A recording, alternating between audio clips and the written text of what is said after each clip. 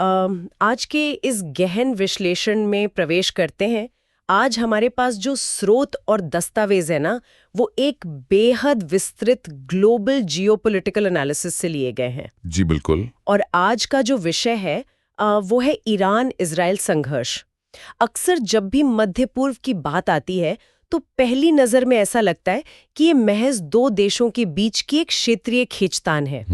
लेकिन आज की ये चर्चा इस धारणा को पूरी तरह से बदलने वाली है। बिल्कुल बदलने वाली है, क्योंकि आज का हमारा मिशन ही ये समझना है कि ये कोई साधारण द्विपक्षीय विवाद नहीं है। इस एक संघर्ष के धागे खाड़ी देशों की सुरक्षा, अमेरिका की रणनीतिक उपस्थिति और मध्य पूर्व में फैले जटिल प्रॉक्सी नेटवर्क से जुड़े हैं। और सबसे महत्वपूर्ण बात जो है वो है पूरी दुनिया का तेल बाजार। एकदम सही। ये धागे इस तरह उलझे हुए हैं कि इनमें से एक भी खिंचता है तो पूरी वैश्विक व्यवस्था में एक कंपन महसूस होता है। देखिए, इस विश्लेषण की शुरुआत में ही ये स्पष्ट करना जरूरी हो जाता है कि पारंपरिक युद्ध की जो हमारी समझ है ना, वो इस परिदृश्य पर पूरी तरह से लागू नहीं होती। जब हम इन भू राजनीतिक दस्तावेजों का गहराई से अध्ययन करते हैं तो ये बात उभर कर सामने आती है कि ये टकराव केवल भौगोलिक सीमाओं का नहीं रह गया है। तो ये सीमाओं से आगे जा चुका है। जी, इसके पीछे अर्थनीति, ऊर्जा सुरक्षा, कूटनीति और दशकों पुराना वैश्विक शक्ति संतुलन दांव पर लगा है। जो कोई भी ये समझना चाहता है कि दुनिया भर की अर्थव्यवस्था किस दिशा में जा रही है, उसके लिए इस संघर्ष की बहुआयामी प्रकृति को समझना बहुत अनिवार्य हो जाता है। सही कहा आपने। ये केवल मिसाइलों और ड्रोन्स की बात नहीं है। मतलब ये एक ऐसा चेसबोर्ड है जहां हर चाल का असर पूरी दुनिया पर पड़ता है। और उस चेसबोर्ड भी बिसात को समझने के लिए हमें थोड़ा पीछे चलना होगा, क्योंकि हमारे नोट्स बताते हैं कि इस दुश्मनी की जड़ें किसी तात्कालिक घटना में नहीं है। जी, वो 1979 के इतिहास में है। बिल्कुल, 1979 के एक बहुत ही महत्वपूर्ण ऐतिहासिक मोड़ में छिपी हैं। 1979 में ईरान में इस्लामिक क्रांति हुई थी। उस क्रांति से पहले अगर आप देखा जाए तो ईरान और इजराइल के बीच के संबंध काफी अलग थे। लेकिन सत्ता परिवर्तन के बाद जो वैचारिक बदलाव आया, उसने पूरी तस्वीर ही बदल दी। और सबसे ध्यान देने वाली बात यह है कि उस नई व्यवस्था ने इजराइल को एक राष्ट्र के रूप में आधिकारिक मान्यता देने से ही इनकार कर दिया, जो कि एक बहुत बड़ा कदम था। बिल्कुल, ये केवल एक कूटनीतिक रुख नहीं था, बल्कि एक पूरी विदेश नीति का आधार बन गया। 1979 का वो घटनाक्रम आधुनिक भू राजनीति का एक ऐसा टर्निंग पॉइंट था जिसने मध्य पूर्व के शक्ति समीकरणों को हमेशा के लिए बदल दिया। और मान्यता न देने की वो नीति केवल कागजों तक तो सीमित रही नहीं, कागजों तक नहीं रही। उसने एक नई सैन्य रणनीति को जन्म दिया, जिसे आज हम प्रॉक्सी वॉरफेयर के रूप में देखते हैं। Proxy warfare? जी, सीधी सैन्य लड़ाई के बजाय इस संघर्ष ने एक अलग रूप ले लिया। ये एक ऐसा ढांचा है जहां संघर्ष राज्य की सीमाओं के भीतर नहीं, बल्कि गैर राज्य अभिनेताओं के माध्यम से लड़ा जाता है, नॉन स्टेट एक्टर्स के जरिए। बिल्कुल। ये रणनीति दुश्मन को एक लंबे और थका देने वाले युद्ध में उलझाए रखने के लिए तैयार की गई है, जहां सीधे तौर पर उंगलियां उठाना या जवाबदेही तय करना बहुत मुश्किल हो जाता है। और यही प्रॉक्सी वॉरफेयर आज के समय में इतना अत्याधुनिक हो चुका है। हमारे स्रोत लेबनान में सक्रिय हिजबुल्ला और गाजा में हमास का विस्तृत विवरण देते हैं। ये सिर्फ विचारधारा के समर्थन की बात नहीं है। विश्लेषण के अनुसार इजराइल का ये दृढ़ विश्वास है कि ईरान इन समूहों को केवल राजनीतिक समर्थन नहीं देता, बल्कि उन्नत हथियार, मिसाइल तकनीक और बड़े पैमाने पर फंडिंग उपलब्ध कराता है। और दूसरी ओर ईरान खुले तौर पर यह घोषणा करता है कि वो फिलिस्तीनी अधिकारों के समर्थन में खड़ा है। जी। इस जटिल नेटवर्क का परिणाम ये होता है कि जब भी तनाव बढ़ता है तो वो केवल तेल अवीव या तेहरान तक सीमित नहीं रहता। वो भूमध्य सागर के तटों से लेकर गाजा की पट्टियों तक एक साथ कई मोर्चों पर फैल जाता है। और ये मल्टी फ्रंट रणनीति ही इजराइल के लिए सबसे बड़ी रणनीतिक चुनौती है।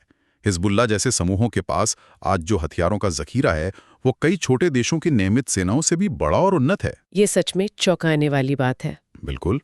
सटीक मार करने वाली मिसाइलों और ड्रोन्स ने इस शैडो वॉर या छद्म युद्ध को एक नए स्तर पर पहुंचा दिया है। इजराइल की पूरी सुरक्षा नीति इस बात पर केंद्रित हो गई है कि इस नेटवर्क को कैसे तोड़ा जाए। जाहिर है, जब कोई देश अपने चारों तरफ इस तरह के सशस्त्र समूहों की घेराबंदी देखता है तो उसकी प्रतिक्रिया भी उसी स्तर की आक्रामक होती है। सही कहा। लेकिन मैं ये सोच रही थी कि अगर ये छद्म युद्ध दशकों से चल रहा है तो फिर इस वक्त अचानक ये इतना उग्र क्यों हो गया है? ये एक बहुत अहम सवाल है। हमारे विश्लेषण में 3 ऐसे प्रमुख उत्प्रेरक उभर कर आते हैं जिन्होंने इस धीमी आंच पर पक रहे संघर्ष को एक धधकते ज्वालामुखी में बदल दिया है। सबसे पहला और शायद सबसे गहरा कारण है ईरान का परमाणु कार्यक्रम। जी, न्यूक्लियर प्रोग्राम। स्रोत बताते हैं कि इजराइल इसे केवल एक सुरक्षा चुनौती नहीं बल्कि अपने अस्तित्व के लिए एक सीधा खतरा मानता है। कूटनीतिक हलकों में से ब्रेकआउट टाइम की बहस कहा जाता है। इजराइल और कई पश्चिमी खुफिया एजेंसियों का यह आकलन है कि अगर ईरान ने सैन्य ग्रेड का परमाणु संवर्धन हासिल कर लिया तो मध्य पूर्व में शक्ति का संतुलन रातों रात बदल जाएगा, जो कि एक बहुत बड़ा शिफ्ट होगा। बिल्कुल। इजराइल की बिगिन डॉक्ट्रिन ये स्पष्ट करती है कि वो किसी भी घोषित शत्रु को परमाणु हथियार हासिल नहीं करने देगा। यही कारण है कि इजराइल ईरान के परमाणु बुनियादी ढांचे को नष्ट करने के लिए किसी भी हद तक जाने को तैयार दिखता है। ये कोई साधारण कूटनीतिक असहमति नहीं है। नहीं, ये एक जीरो सम गेम है जहां एक पक्ष का लाभ दूसरे के अस्तित्व पर प्रश्न चिन्ह लगाता है। और इस परमाणु तनाव के बैकग्राउंड में जो दूसरी बड़ी घटना घटी वो थी गाजा युद्ध। गाजा पट्टी में भड़के इस हालिया संघर्ष ने पूरे मध्य पूर्व में एक उत्प्रेरक का काम किया। इस घटना ने एक ऐसा माहौल तैयार कर दिया जहां सभी प्रॉक्सी समूह एक साथ सक्रिय हो गए। इस एक युद्ध ने लाल सागर से लेकर सीरियाई सीमा तक एक अभूतपूर्व तनाव की लहर पैदा कर दी। देखा जाए तो गाजा संघर्ष वास्तव में वो चिंगारी थी जो बारूद के ढेर पर गिरी। इस युद्ध ने पूरे क्षेत्र में चल रहे नॉर्मलाइजेशन या सामान्यीकरण की प्रक्रिया को रोक दिया। बिल्कुल, लेकिन इससे भी बड़ा बदलाव तीसरे कारण से आया जिसने दशकों पुराने अघोषित नियमों को तोड़ दिया। वो सीधे हमलों वाला कारण? जी, सीधे हमले। वर्षों तक इजराइल और ईरान के बीच युद्ध खुफिया ऑपरेशनों, साइबर हमलों और प्रॉक्सी मोर्चों तक सीमित था। लेकिन जब कथित रूप से ईरानी राजनयिक या सैन्य ठिकानों पर सीधे हमले हुए और उसके जवाब में ईरान ने सीधे इजराइल के क्षेत्र पर सैकड़ों बैलिस्टिक मिसाइलें और ड्रोन्स दागे, तो वो एक रेड लाइन पार करने जैसा था। एकदम सही। वो मिसाइलों और ड्रोन्स का सीधा हमला वास्तव में भू राजनीति के इतिहास में एक बहुत बड़ा क्षण था। पर्दे के पीछे लड़ी जाने वाली लड़ाई का अचानक आसमान में आ जाना ये दर्शाता है कि प्रतिरोध के पुराने नियम अब काम नहीं कर रहे हैं। डिटरेंस अब खत्म हो रहा है। जी, और यहीं से ये एक पूर्ण विकसित क्षेत्रीय युद्ध का रूप लेने लगता है। जब हम क्षेत्रीय युद्ध की बात करते हैं तो हमारे दस्तावेजों में खाड़ी देशों के भूगोल पर बहुत जोर दिया गया है। वो सबसे अहम हिस्सा है। सऊदी अरब, संयुक्त अरब अमीरात, कतर, बहरीन और कुवैत जैसे देश इस पूरे संघर्ष में एक डोमिनो इफेक्ट के मुहाने पर खड़े हैं। खाड़ी देशों की स्थिति इस समय सबसे ज्यादा संवेदनशील है। इसका मुख्य कारण उनकी भौगोलिक स्थिति और वहां मौजूद अमेरिका का भारी सैन्य बुनियादी ढांचा है। American base? जी, कतर में अल उदीद एयरबेस हो या बहरीन में अमेरिकी नौसेना का 5वां बेड़ा, ये सभी इन देशों की सीमाओं के भीतर स्थित हैं। अगर ईरान और इजराइल के बीच का सीधा युद्ध बढ़ता है तो इजराइल के सबसे प्रमुख सहयोगी के रूप में अमेरिका का इस संघर्ष में खिंचाना लगभग तय है। और जैसे ही अमेरिका प्रत्यक्ष रूप से शामिल होता है तो खाड़ी देशों में स्थित उसके सैन्य ठिकाने युद्ध के स्वाभाविक लक्ष्य बन सकते हैं। बिल्कुल बन सकते हैं। इसका सीधा मतलब ये है कि ये देश जो अपनी अर्थव्यवस्थाओं को तेल से हटाकर पर्यटन, तकनीक और ग्लोबल फाइनेंस की तरफ ले जाने की कोशिश कर रहे हैं, वो रातों रात एक युद्ध क्षेत्र में तब्दील हो जाएंगे। ये एक ऐसा दुष्चक्र है जिसमें कोई भी देश अपनी मर्जी से शामिल नहीं होना चाहता, लेकिन उनका भूगोल उन्हें इसका हिस्सा बना देता है। इसे भू राजनीति में सुरक्षा दुविधा या सिक्योरिटी डिलेमा का सबसे ज्वलंत उदाहरण माना जा सकता है। खाड़ी देश अपनी सुरक्षा के लिए अमेरिकी सैन्य उपस्थिति पर निर्भर हैं, लेकिन वही उपस्थिति युद्ध के समय उनके लिए सबसे बड़ा खतरा बन जाती है। क्योंकि कोई भी देश ये नहीं चाहेगा कि उसके जमीन का इस्तेमाल किसी पड़ोसी पर हमले के लिए हो। बिल्कुल नहीं। ऐसा होने पर जवाबी कार्रवाई का खतरा सीधे उन पर मंडराने लगता है।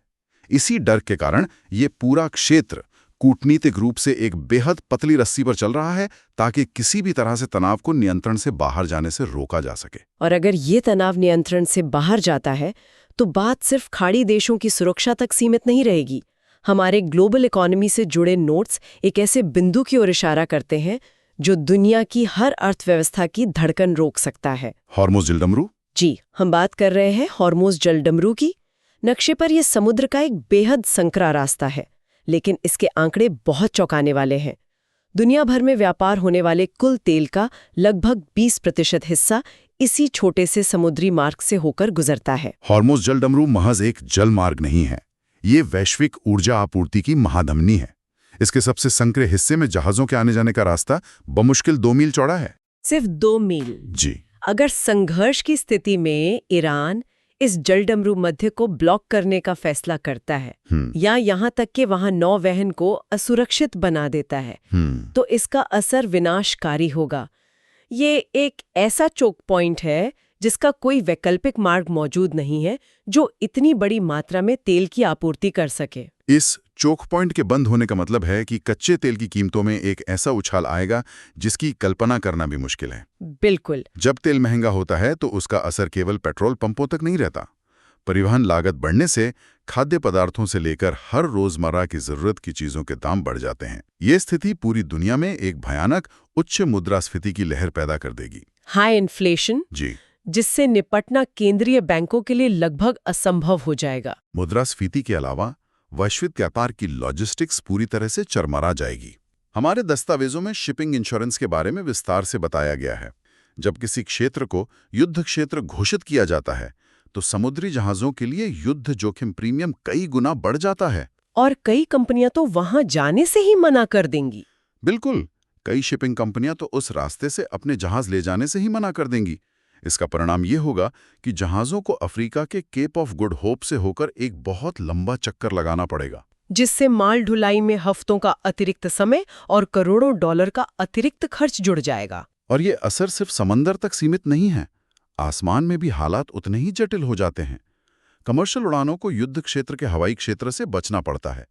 जब यूरोप से एशिया जाने वाली उड़ानों को अपना रास्ता बदलना पड़ता है तो उड़ान का समय कई घंटे बढ़ जाता है। इसका सीधा मतलब है हजारों गैलन अतिरिक्त एविएशन फ्यूल की खपत और एयरलाइन टिकटों की कीमतों में भारी उछाल, यानी वैश्विक बाजारों में चारों तरफ अनिश्चितता, घबराहट और एक गहरी आर्थिक अस्थिरता का माहौल छा जाएगा। और यही वो बिंदु है जहां ये स्पष्ट होता है कि मध्य पूर्व का ये संघर्ष केवल वहां रहने वाले लोगों की समस्या नहीं है। ये दुनिया के हर उस व्यक्ति की समस्या है जो गाड़ी चलाता है, जो सुपरमार्केट से सामान खरीदता है या जिसका पैसा शेयर बाजार या पेंशन फंड में लगा है। बिल्कुल। जब ऊर्जा बाजार अनिश्चितता का शिकार होता है तो दुनिया की कोई भी अर्थव्यवस्था खुद को इसके झटके से बचा नहीं सकती। इस वैश्विक प्रभाव को अगर हम भारत के संदर्भ में देखें तो स्थिति की गंभीरता और भी स्पष्ट हो जाती है। हमारे स्रोत कुछ ऐसे आंकड़े सामने रखते हैं जो भारत की राष्ट्रीय सुरक्षा और विदेश नीति की चुनौतियों को रेखांकित करते हैं। भारत के लिए ये स्थिति बहुत क्रिटिकल है। भारत अपनी कुल ऊर्जा आवश्यकता का 80% से अधिक कच्चा तेल आयात करता है और दूसरी तरफ खाड़ी देशों में लगभग 80 लाख भारतीय नागरिक काम करते हैं, जो बहुत बड़ा नंबर है जी, जो न केवल वहां की अर्थव्यवस्थाओं में योगदान दे रहे हैं बल्कि भारत में अरबों डॉलर का रेमिटेंस भी बेचते हैं। ऊर्जा निर्भरता और इतनी बड़ी प्रवासी आबादी की उपस्थिति, ये दो ऐसे कारक हैं जो भारत की स्थिति को बेहद अनूठा और चुनौतीपूर्ण बनाते हैं। ऐसे हालात में भारत जिस नीति का पालन करता है उसे तटस्थ कूटनीति या रणनीतिक स्वायत्तता कहा जाता है। ये कोई निष्क्रिय दृष्टिकोण नहीं है बल्कि एक बेहद सक्रिय और नपीतुली कूटनीति है। भारत को एक साथ कई मोर्चों पर संतुलन साधना होता है। बिल्कुल, एक तरफ इजराइल के साथ रक्षा और तकनीकी सहयोग है तो दूसरी तरफ ईरान के साथ चाबहार पोर्ट जैसी रणनीतिक परियोजनाएं और खाड़ी देशों के साथ गहरे आर्थिक संबंध है। ये एक बेहद बारीक कूटनीतिक रस्सी पर चलने जैसा है। खुले तौर पर किसी एक गुट का समर्थन करना भारत के राष्ट्रीय हितों के लिए हानिकारक हो सकता है। प्राथमिक लक्ष्य ये सुनिश्चित करना है कि देश की ऊर्जा सुरक्षा से कोई समझौता ना हो। सही कहा। अगर तेल की कीमतें आसमान छूती हैं तो भारत की विकास दर पर सीधा ब्रेक लग सकता है। इसके साथ ही उन 80 लाख भारतीय नागरिकों की सुरक्षा सुनिश्चित करना किसी भी सरकार के लिए सबसे बड़ी जिम्मेदारी बन जाती है। कूटनीति में इसे ही रियल पॉलिटिक कहा जाता है, जहां भावनाएं नहीं बल्कि राष्ट्रहित सर्वोपरि होते हैं। भारत का रुख हमेशा से तनाव कम करने और बातचीत के जरिए समाधान निकालने का रहा है। क्योंकि एक व्यापक युद्ध की स्थिति में भारत के सामने जो आर्थिक और लॉजिस्टिक चुनौतियां आएंगी वे अभूतपूर्व होंगी।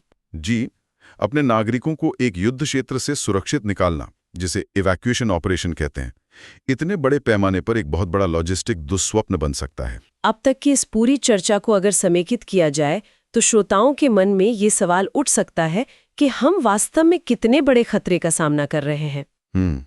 हमारे विश्लेषण के आधार पर इस संघर्ष से जुड़े खतरे के 3 सबसे खौफनाक स्तर क्या हैं? खतरे के स्तरों का आकलन बहुत स्पष्ट है।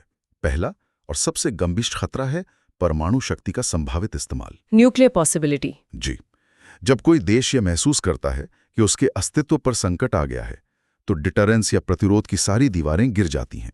अगर ये संघर्ष उस सीमा तक पहुंचता है, तो इसके परिणाम मानव जाति के लिए अकल्पनीय होंगे। दूसरा बड़ा जोखिम है कई अन्य देशों का एक साथ इस आग में कूदना, जैसा कि हमने खाड़ी देशों और अमेरिका के संदर्भ में देखा। अगर महाशक्तियां सीधे तौर पर इस युद्ध का हिस्सा बन जाती हैं, तो ये क्षेत्रीय संघर्ष एक वैश्विक युद्ध के रूप में तब्दील हो जाएगा। और तीसरा बड़ा खतरा, जिसका हमने अर्थशास्त्र के नजरिए से विश्लेषण किया, वो है ऑयल चोक पॉइंट्स का जोखिम। हॉर्मुज़ जलडमरू मध्य का बंद होना केवल एक सैन्य घटना नहीं होगी, वो पूरी दुनिया की अर्थव्यवस्था को कोलैप्स या ध्वस्त करने वाला एक ट्रिगर होगा। ये तीनों खतरे मिलकर इस स्थिति को आधुनिक इतिहास के सबसे नाजुक मोड़ों में से एक बनाते हैं। बिल्कुल। ऐसी भयावह संभावनाओं के बीच भविष्य के परिदृश्य क्या हो सकते हैं? स्रोत 3 संभावित दिशाओं की ओर इशारा करते हैं। सबसे पहला परिदृश्य है सीमित युद्ध या लिमिटेड वॉर। सीमित युद्ध का अर्थ है कि दोनों पक्ष लगातार एक दूसरे पर मिसाइलें और ड्रोन्स दागते रहेंगे, प्रॉक्सी समूहों के जरिए हमले जारी रहेंगे, लेकिन कोई भी एक दूसरे की सीमाओं में जमीनी सेना नहीं भेजेगा। मतलब एक लिमिट क्रॉस नहीं होगी। जी, ये एक ऐसी स्थिति है जहां हिंसा होती है, लेकिन उसे जानबूझकर एक थ्रेशोल्ड या सीमा के नीचे रखा जाता है ताकि पूर्ण युद्ध से बचा जा सके। ये तनावपूर्ण तो है, लेकिन प्रबंधनीय है। लेकिन दूसरा परिदृश्य रोंगटे खड़े करने वाला है, जिसे क्षेत्रीय विस्तार या रीजनल एक्सपेंशन कहते हैं। अगर ये सीमित युद्ध नियंत्रण से बाहर हो जाता है, तो लेबनान, सीरिया, इराक और यमन जैसे देश पूरी तरह से युद्ध की आग में झुलस सकते हैं। ये परिदृश्य पूरे मध्य पूर्व को एक वॉर जोन बना देगा। और इन सब के विपरीत तीसरा परिदृश्य उम्मीद की एक किरण है, राजनयिक समझौता। जी, डिप्लोमैटिक सेटलमेंट। इसमें अंतर्राष्ट्रीय समुदाय, मुख्य रूप से अमेरिका और संयुक्त राष्ट्र के हस्तक्षेप के माध्यम से किसी प्रकार का युद्ध विराम स्थापित करना शामिल है। कूटनीति के लिए आवश्यक होगा कि दोनों पक्षों को एक फेस सेविंग एग्जिट यानी सम्मानजनक तरीके से पीछे हटने का रास्ता प्रदान किया जाए। इस पूरे गहन विश्लेषण को अगर सारांशित किया जाए, तो ये बात पूरी तरह से साफ हो जाती है कि ईरान-इजराइल संघर्ष केवल 2 देशों का विवाद नहीं है। ये पावर पॉलिटिक्स और सिक्योरिटी डिलेमा का एक जीता जागता और बेहद जटिल जाल है। बिल्कुल। ये प्रॉक्सी वॉरफेयर और एनर्जी जियोपॉलिटिक्स का ऐसा कॉकटेल है जिसका असर अंतर्राष्ट्रीय सीमाओं को पार करते हुए दुनिया के हर हिस्से तक पहुंचता है। इस विस्तृत चर्चा और इन तमाम दस्तावेजों के अध्ययन के बाद एक बहुत ही अलग और गहरा विचार दिमाग में आता है, जो पारंपरिक सोच को चुनौती देता है। वो क्या है? हमने देखा कि कैसे मध्य पूर्व में उड़ने वाला एक ड्रोन या हॉर्मुज़ जलडमरू मध्य में जहाजों का रुकना दुनिया के किसी दूसरे कोने में बैठे एक आम इंसान के पेंशन फंड या शेयर बाजार के निवेश को रातों रात स्वाहा कर सकता है। ऐसे में सोचने वाली बात यह है कि आज की इस आपस में जुड़ी हुई दुनिया में क्या किसी भी देश की असली राष्ट्रीय सुरक्षा सिर्फ उसकी सैन्य शक्ति पर निर्भर करती है, या फिर ऊर्जा के मामले में पूरी तरह से आत्मनिर्भर होने पर, ताकि कोई भी वैश्विक चोक पॉइंट पूरी अर्थव्यवस्था को बंधक न बना सके? ये वास्तव में एक ऐसा विचारोत्तेजक प्रश्न है जो राष्ट्रीय सुरक्षा और व्यक्तिगत सुरक्षा के बीच के धुंधले होते फर्क को सामने लाता है। आज की दुनिया में कोई भी संघर्ष क्या सच में स्थानीय कहा जा सकता है? ये एक ऐसा विचार है जिस पर सुनने वालों को स्वयं गहराई से मनन करने की आवश्यकता है। आज के इस गहन विश्लेषण में भू राजनीति और अर्थशास्त्र की इन जटिल परतों को खोलने का हमारा ये प्रयास यहीं तक। इस नई और विचारणीय सोच के साथ हम आज की इस चर्चा का यहीं समापन करते हैं।